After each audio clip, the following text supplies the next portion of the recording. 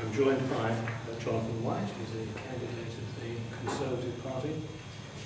Jonathan, your party is financed by Ashcroft, it's in hock to Murdoch, and you expect us to believe that you are going to rebuild public trust in politics. I think, first of all, on the Ashcroft issue, since you bring him up, he supplies, I think, 2% of our party's funding, which is compared to, say, the trade unions of the Labour Party supplying 75% of their funding.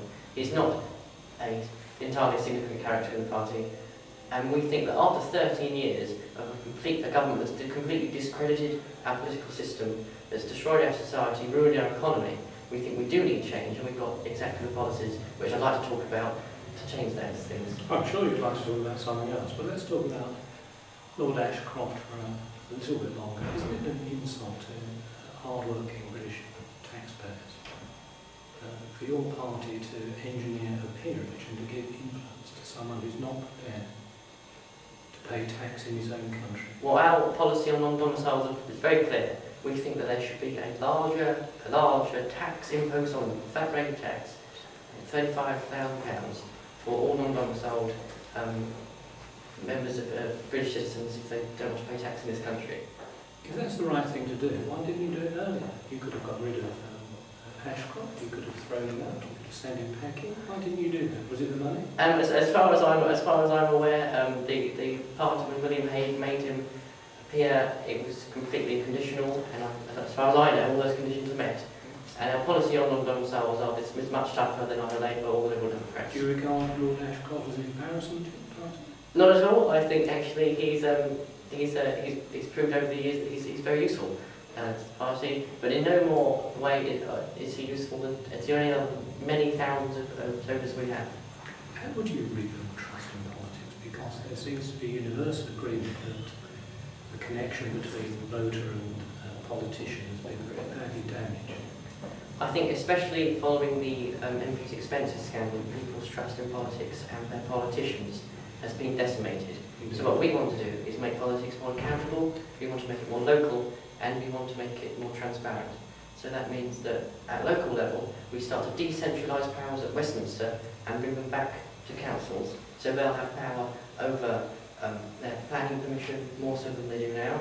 It means that if people think a tax increase, council tax increase is too high, they'll have the opportunity to veto that tax increase.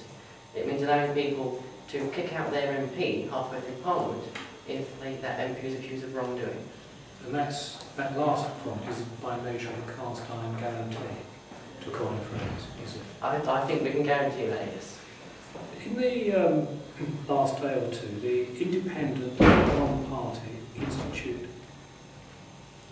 for Fiscal Studies has made the following pronouncement, and I quote, "None of the three parties has come anywhere close to making it clear where cuts would be made to meet their deficit reduction plans." Could you make it clear for us now? Yes, I can. The cuts would come? First of all, I think it's much more difficult for the Conservative Party to make these plans than it is the Labour Party. It is their party that refused to publish a spending review, which means we're having to work with outdated figures, whereas they actually know the figures. They have the opportunity to make a more detailed spending review. We don't. So what we've done, we've done. Although your members of your party have been in contact with members of the civil service for That's correct. 12 months. For example, Sir Paul Gershon has advised the government on efficiency savings that could be made. He's advised us that over the course of the Parliament, £12 billion of efficiency savings could be made in departmental budgets, and we will take £6 billion of those and make those savings in departmental budgets outside of the NHS and international development and the defence budget. And do you think that the whole problem is going to be solved by £12 billion of unspecified efficiency savings? Absolutely not, and we've made it clear. Whereas Labour want to solve the deficit a third through tax increases, we want that to be a fifth through tax increases, much less. And we think it's important that it's not just the departmental budgets that will have cuts outside the NHS and international development. It will be the running of Westminster. It will be a £100 million cost in the running of Parliament. It will be a 1/3 cut in the cost of bureaucracy at Whitehall. It will mean public sector workers, excluding the million poorest, will have to take a pay freeze for a year. It means that ministers will have to lead by example and take a 5% pay cut, followed by a 5-year pay freeze. But let me press you further. Do you think that these cuts that you have referred to go anywhere near meeting the need of the scale? And cuts in public spending which need to be made? I think they're certainly a start, and these are just our forecasts for the next year. We can't go into more detail over the next 5 years because the government refuses to publish its spending. We just don't know how bad things are. We think they're bad, we know they're bad, they just don't know how bad they are. But what Labour wants to do, and I make this clear, what Labour wants to do, and the Liberal Democrats have no plans to change this whatsoever, is increase national insurance, which is a tax on every single working man and woman earning over £20,000, and every business employing somebody for over £5,700. That will completely wreck the recovery, and it's something we will stop wholeheartedly. Why did your party initially oppose the bank bailout? We opposed the bank bailout initially because we thought there were better ways of going about doing it. At its peak, the bank bailout totaled 95% of GDP, and that's bigger than any other country, including the United States. We felt when it came to, for example, Northern Rock, we felt there were better ways of going about it. For instance, using the Bank of England as a device to isolate bad assets instead of wholehearted nationalisation, which costs the taxpayer so much money. And then you changed your mind? Well, we had to do what we did. The government initiated the policy, so we had to back the policy. We couldn't backtrack from there. For many voters, it is a problem with the Conservative Party. This flip-flopping on policy. We're opposed to bank bailouts. We favour bank bailouts. We believe in immediate cuts. We don't believe in immediate cuts. It's difficult to make any sense. I think, to be fair, I think the bailout, we made it clear we favoured it to be done in a different way, and we still think it should have been done in a different way. And as far as the cuts go, we do think there should be cuts immediately, as do the Institute of Fiscal Studies, as does the International Monetary Fund.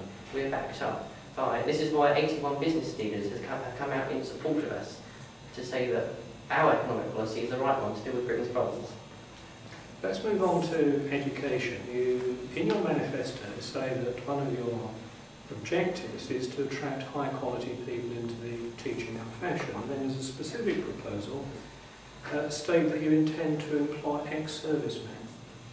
I think the two slightly different policies. The first one with attracting a better quality into teaching is we'll say to people that want to teach maths and science graduates, if you graduate top of your class or the best in the country, we will say to you, we will pay for your student loans if you then go into teaching, because we think that's good for the country.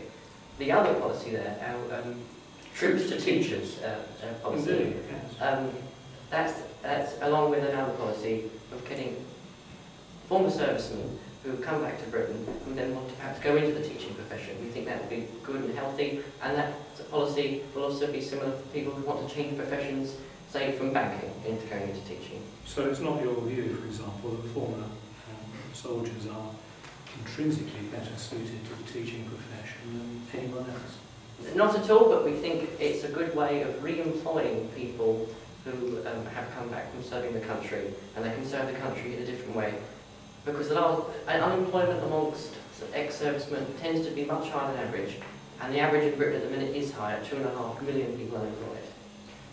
The centrepiece of your educational policy is to allow any good educational provider to set up a new academy school. I quote from the manifesto. Isn't that a recipe for chaos? The academy programme has been a success. The problem with it is that it hasn't gone far enough. And when you look at similar programmes in the United States and in Canada and in Sweden, you see that when you give charities and parents the choice of setting up their own schools where the state schools have failed, you find a generation of new independently run state schools have actually allowed the poorest in society to find another way into good schooling, and it provides, it's a very inclusive system. What tests would you have for would-be providers? The tests would, well, first we want to change Britain's testing system. Oh, exam testing. No, I mean testing. What test would you have for people who present themselves as would-be operators of academy schools? Similar to the way it's... What protection are you going to offer against religious charlatans, for example, taking over schools? Similar to the way it's done now. The government only gives out academy contracts if they can trust the business, they can trust the parents. And then we'll do something very similar. They've worked so far, we'll just make them better. Okay, thank you.